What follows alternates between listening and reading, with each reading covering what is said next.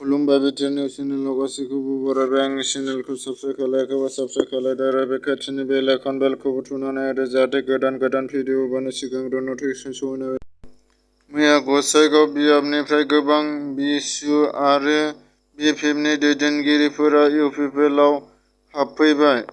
58 नं गसाइगाव बियाबाव बिपिएफनि गेदेरथार बिसायख'थि फोसावदिं मेल। अरुनाचलाव गिख्रंथाव लामा जाब्रबथायजों खमै 25 जन गाज्रि जोखोम।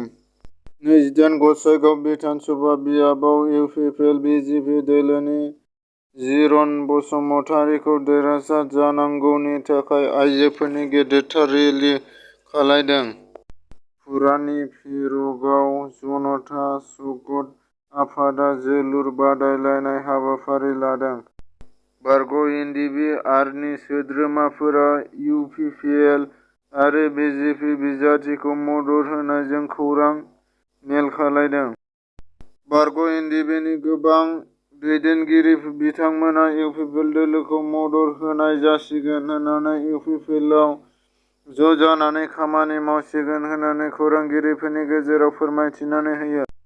दैमालु ग्रिल लिंक्स ग्रुपआव एम्फौ फिसिनानै गावसोरखौनो जाफुंसार खालामनो हादों। सेरेंजानआव मासुमारि गोजौ फरायसालिनि गेलेग्रा फोथाराव सेरेंजान ट्रफिसआ दाखालि जोबनानै थांबाय।